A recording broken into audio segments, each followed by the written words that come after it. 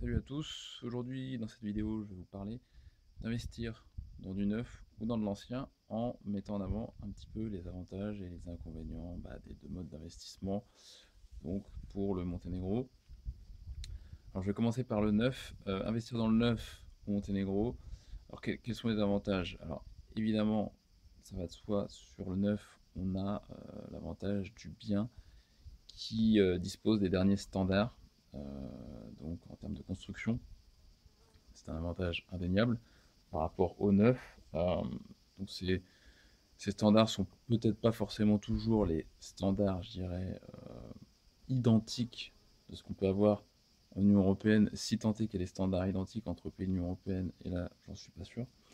Mais en tout cas les standards ici, donc en termes de construction, les derniers standards sont effectivement un avantage quand vous achetez du neuf. Donc vous allez en bénéficier évidemment. Donc c'est un avantage. Sur le neuf, on a un autre avantage, c'est en fait la particularité d'avoir un bien qui est à la livraison louable et habitable tout de suite, et louable vraiment, comme c'est du neuf, vous allez louer très facilement. Autre avantage qu'on a sur le neuf, principalement, c'est aussi le fait de pouvoir échelonner dans une certaine mesure les paiements, c'est-à-dire que vous achetez un projet neuf, généralement vous allez payer 30% d'acompte. Vous allez acheter sur plan, ou quand en tout cas si c'est un immeuble, donc si vous achetez un appartement, quand le projet en tout cas est en construction, parfois vous pouvez acheter quand les murs sont déjà montés, quand, même parfois vous pouvez même acheter quand l'appartement est assez avancé, ça dépend si voilà, le projet s'est vendu rapidement ou pas. Donc c'est un avantage au niveau du paiement, c'est-à-dire que vous n'allez pas payer tout d'un coup, même si sur un an et demi, vous allez sortir effectivement la somme complète donc du bien. Mais c'est vrai que c'est un avantage. Il y a aussi différents modes d'achat. Il y a parfois des promoteurs qui proposent des facilités de paiement, puisque vous n'avez pas accès au crédit de manière générale, j'entends. Certaines personnes arrivent à accéder au crédit ici, crédit immobilier dont je parle, mais en tout cas il y a des promoteurs qui font des facilités de paiement, donc c'est intéressant, puisque vous pouvez du coup payer même en plusieurs années votre bien immobilier, donc neuf au Monténégro. Ça c'est un avantage. Qu'est-ce qu'on a d'autre comme avantage sur le neuf? Sur le neuf, j'en vois pas d'autres nécessairement. On peut avoir l'avantage du fait que le promoteur peut aussi proposer de réaliser l'ameublement du logement. Donc si vous n'êtes pas sur place, ça peut être intéressant. C'est vrai qu'ici, la plupart des biens immobiliers sont vendus meublés, en tout cas en occasion, sur des biens anciens. Mais il y a pas mal de logements neufs qui sont vendus en meublé également. C'est un service qui se paye évidemment, mais quand vous n'êtes pas sur place, ça peut être intéressant. Donc c'est un avantage qui, je dirais, se partage sur le bien ancien et le bien neuf. Les inconvénients du neuf au Monténégro, qui sont des inconvénients qui sont valables dans beaucoup de pays en l'occurrence, c'est quand vous tombez sur un promoteur par exemple qui finit pas son projet.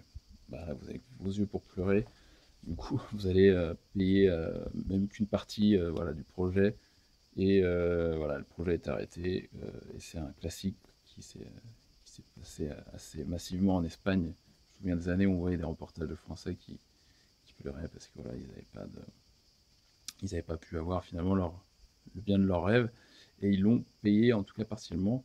Et donc c'est quelque chose voilà, qui existe aussi au Monténégro. Il y a des promoteurs qui finissent pas leur projet, donc il faut s'orienter évidemment vers les bons promoteurs immobiliers, les bons constructeurs qui terminent toujours leur projet tout simplement. Mais ça c'est un inconvénient si vous achetez du neuf. Forcément si vous achetez un bien qui existe déjà, c'est un inconvénient qui n'existe pas. Mais sur le neuf, voilà un type d'inconvénient. On en a un autre, c'est le prix au mètre carré qui est effectivement assez élevé par rapport voilà, à l'ancien. Et effectivement, ça se paye le neuf. Donc vous avez un prix au mètre carré élevé. Qu'est-ce qu'on a d'autre comme inconvénient? On est déjà pas mal. Je reviendrai un petit peu après si j'en vois d'autres. Pour l'ancien. Alors pour l'ancien, qu'est-ce qu'on a comme avantage concernant l'ancien? Alors concernant l'ancien, on a déjà ce prix au mètre carré effectivement qui est plutôt intéressant à l'achat, et puis surtout qui vous donne aussi enfin, le fait d'acheter l'ancien à rénover. Et ici, je parle pas de ruine, je parle juste de rafraîchissement. Vous allez pouvoir acheter à un très bon prix et faire une grosse négo. Donc ça, c'est intéressant sur l'ancien. Qu'est-ce qu'on a d'autre sur l'ancien? On a également le fait de pouvoir habiter directement un bien immobilier. Quand vous achetez l'ancien, vous allez pouvoir, si vous achetez un bien habitable, tout de suite en profiter. Et donc même le louer en l'état, c'est-à-dire avec des prix à l'unité qui sont peut-être moins chers que ce que vous avez sur du neuf, mais du coup, vous allez pouvoir le louer tout de suite et l'utiliser tout de suite. Donc quand vous le louez, voilà, ça fait de l'argent qui rentre tout de suite et ça fait toujours plaisir. Et ça, c'est quand même un inconvénient, enfin un avantage, pardon, indéniable de l'ancien.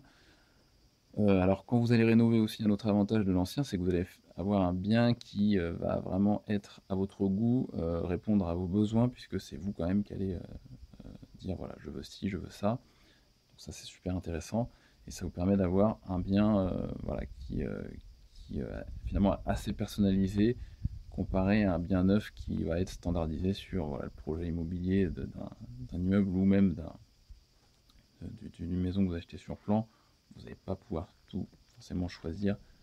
Donc ça, c'est un petit peu le charme de la rénovation, le charme de l'ancien, et ça fait partie des avantages. On a d'autres avantages aussi dans l'ancien, c'est qu'il y a une espèce d'échelonnement des paiements, c'est-à-dire que si vous achetez un bien ancien, et la rénovation, vous pouvez la lancer quand vous voulez, en plusieurs étapes. Vous pouvez, je sais pas, faire d'abord la peinture, ou finir par la peinture, faire d'abord les salles de bain. Il y a plusieurs étapes qui peuvent se décomposer, et du coup, ça vous permet vraiment de débloquer les fonds sur cet investissement à votre rythme.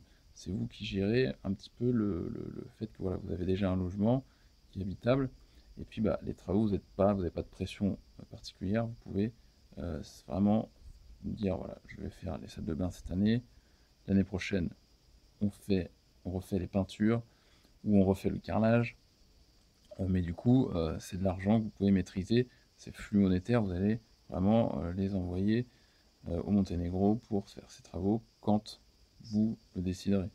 C'est quand même intéressant d'avoir cette maîtrise de votre budget sur plusieurs années, ce qui n'est pas possible effectivement avec du neuf où bah, voilà, on a un projet qui commence à une date et qui est censé finir à une date, et voilà, les paiements aussi sont je dirais, datés, mais ils sont datés pas par vous mais par le promoteur. Donc ça c'est un avantage je veux dire, de l'ancien, cette maîtrise de votre budget. L'inconvénient de l'ancien, c'est effectivement ce qu'on peut appeler les surprises, et c'est souvent une mauvaise surprise.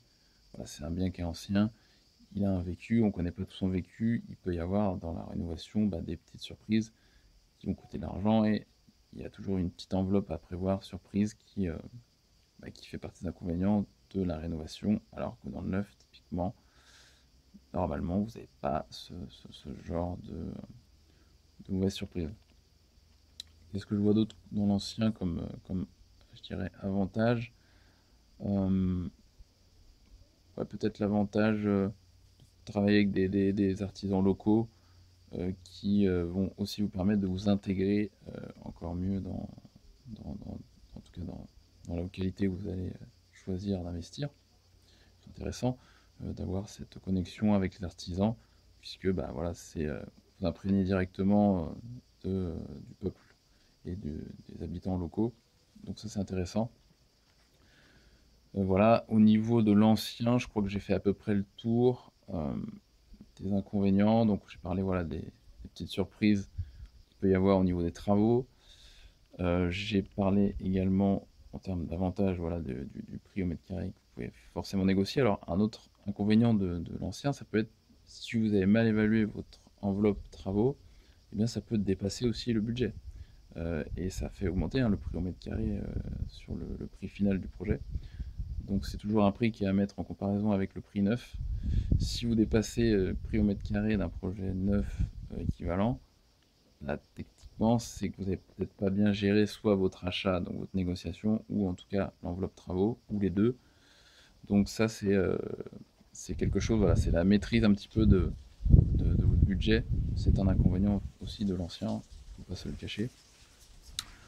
Sinon, je crois que c'est à peu près tout. Il y a un petit peu de vent là d'un coup, je sais pas si on l'entend, je suis désolé si ça fait un peu de bruit.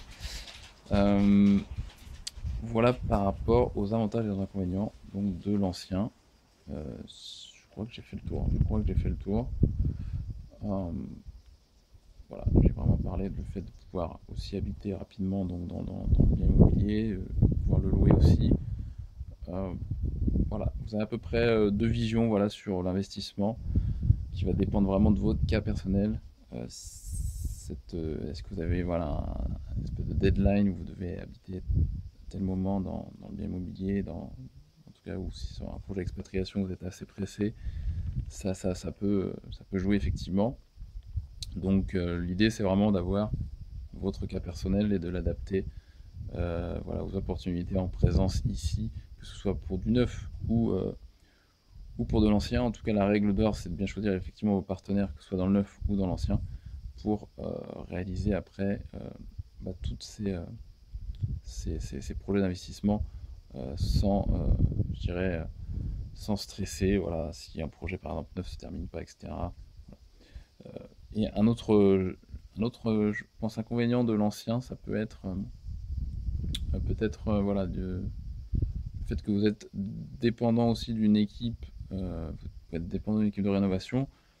S'il y a un acteur, moi ce qui m'est arrivé, un acteur qui se blesse, donc moi j'ai un ouvrier qui s'est coupé le doigt, le gars, techniquement, après pour poser du carrelage, c'est un peu chiant, quoi. Donc ça peut ralentir, il peut y avoir des ralentissements aussi sur la rénovation, sur les étapes, comme il peut en avoir aussi sur le neuf. Il peut y avoir des ralentissements dans le neuf, des retards de livraison. Je dirais qu'à ce niveau-là, les inconvénients sont les mêmes sur l'ancien et le neuf, techniquement, sur les travaux, quoi. Voilà. Je vous laisse ici, et puis je vous dis à bientôt dans une autre vidéo. Et puis je vous laisse sur une petite vue de la baie, voilà, de Kotor. Ici, donc, vue de Louchlitsa. Voilà, voilà. Je vous dis à bientôt. Ciao, ciao.